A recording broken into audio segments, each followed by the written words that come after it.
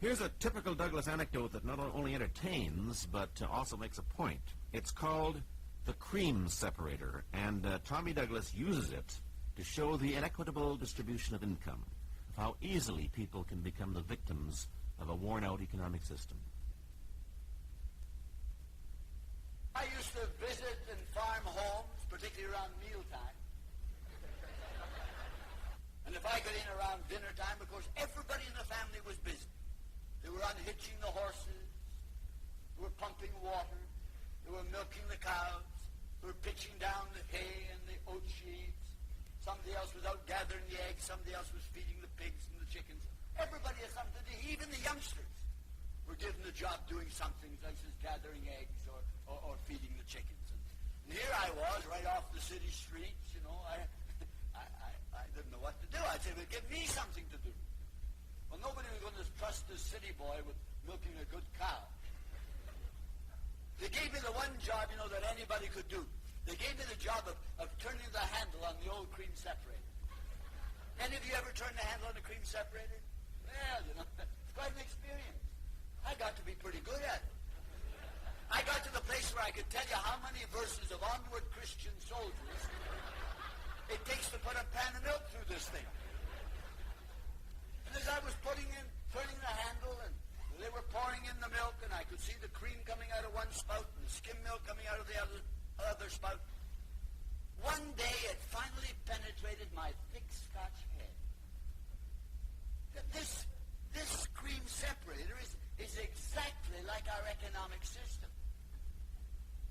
Here are the primary producers, the farmers and the fishermen and the loggers. They're pouring in the milk. And here are the workers. Whether they work on the railroad or go down to the mines or sail ships or work in a store or a bank or teach school, clerk in the store, work in a hospital, they're the people whose services make the economy go round, and they're turning the handle. So here you have it. Primary producer puts in the milk. People who work with hand and brain turn the handle. And then I thought, but there's another fellow here somewhere. There's a fellow who owns this cream separator. And he's sitting on a stool with the cream spout in his mouth.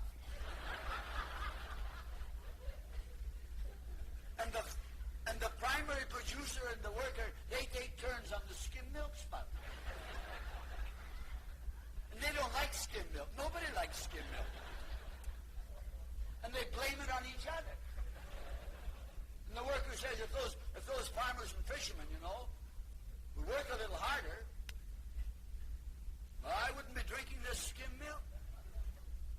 And the fishermen and the farmers say, if those workers didn't demand a 40-hour week, didn't want such high wages, I wouldn't have to live on this blue milk. But you know, they're both wrong. The farmers and the fishermen have produced so much that we don't know what to do with it. We've got surpluses of foodstuffs. And the workers, they've produced so well that today nearly 500,000 of them are unemployed. The fault isn't with the worker, it isn't with the primary producer. The fault is with this machine. This machine was built to give skim milk to the worker and the primary producer, and to give cream to the corporate elite. And as a matter of fact, it doesn't always do that. Because every once in a while, this little fellow sitting on the stool with the cream spout in his mouth gets indigestion. And he says, boys, stop the machine, we got a recession.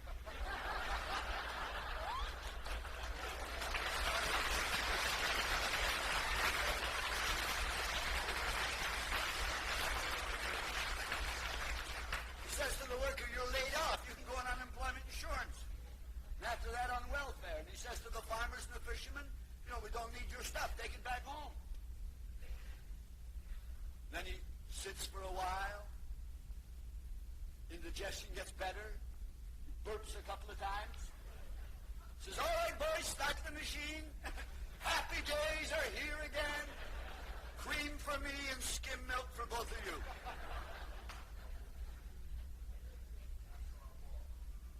Now, what the Democratic Socialist Party have been saying to Canadians for a long time is that the time has come in this land of ours for the